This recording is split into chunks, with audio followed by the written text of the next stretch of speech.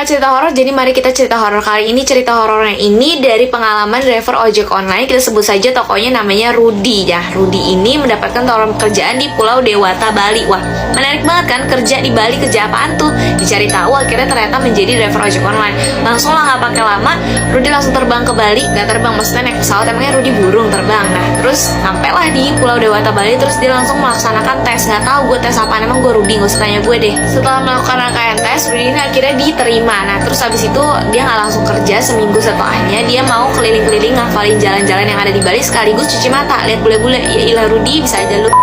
Akhirnya setelah sudah seminggu dia lumayan hafal sama jalan di sana, yaudah akhirnya dia mulai kerja nih. Seminggu pertama masih aman damai aja nih. Penumpangnya biasanya adalah mahasiswa-mahasiswa yang pengen diantar ke univ daerah situ, sampai di mana dia mendapatkan pesanan makanan nih, orderan makanan yang cukup banyak. Langsunglah diantar ke tujuannya. Anehnya tujuannya nih, alamat rumah yang dituju oleh Rudy adalah alamat rumah kosong. Tanpa berpikir panjang, Rudy langsung putar balik dan balik ke kosannya untuk ngasih makanan-makanan yang udah keburu dia beli ke teman-teman kosannya, karena kayak ya takut kenapa-napa juga, udahlah nggak usah dipikirin. Setelah kejadian itu Rudy sempat off beberapa hari, kerjaannya cuma main game di kosan aja. Terus kayak mungkin dia udah merasa, wah uang aku udah tidak ada nih, jadi kayak yuk kerja lagi yuk gitu, cari cuan.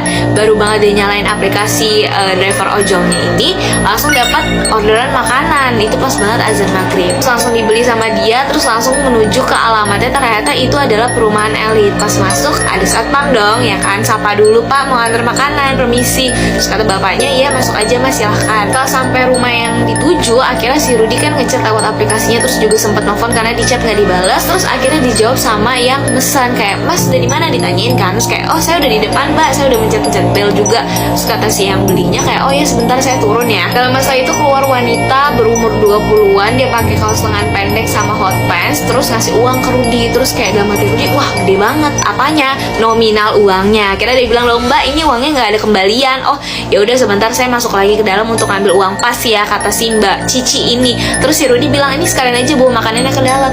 Nah udah ditunggu masuk kan 15 menitan kok nggak keluar-keluar. Akhirnya si Rudy manggil-manggil Mbak Cici gitu-gitu. Pas lagi sesi memanggil-manggil itu, tiba-tiba Rudy dikagetkan sama tepukan di pundaknya. Ternyata adalah security-nya yang nanya, Mas ngapain manggil-manggil ke dalam sana? Terus Rudy bilang, iya Pak ini lagi nunggu si Mbak Cici ini ngambil uang, soalnya dia pesan makanan tadi.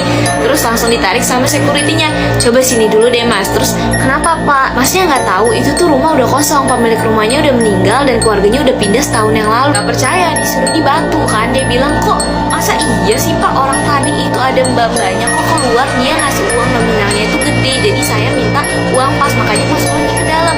Terus si security-nya senyum terus sambil bilang, coba Masnya lihat, nengok lagi ke belakang, emang iya ada orang yang tinggal di rumah kayak gitu? Pas Rudy nengok ke belakang, itu rumah suasananya angkrem, padahal pas dia datang itu kayak rumah biasa aja, kayak emang kayak rumah yang ada di bumi. Terus habis itu Rudy langsung lemes dan kayak kosong. Enggak dong, itu iklan Ramayana nih. Karena Rudy masih shock gitu kan, karena dia bertanya-tanya, terus siapa Pak tadi yang masuk ke dalam rumah itu? Saya ngobrol sama siapa? Saya ngasih makanan itu ke siapa? Security-nya mungkin mengetahui kali ya kalau si Rudy ini masih shock berat. Jadi ayo Mas udah ikut dulu aja ke pos security. Diceritain lah bahwa Rudy ini bukanlah driver ojek pertama kali yang dikerjain sama penunggu rumah itu, karena sudah ada beberapa sebelumnya yang menjadi korban juga. Kan juga pernah ada ojol yang mengantarkan cici-cici itu ke rumahnya gitu. Jadi kayak dia seakan-akan membawa orang di belakangnya, padahal si security-nya ini nggak melihat ada yang diboceng sama nih ojol, dan bahkan seakan-akan dia menerima uang cash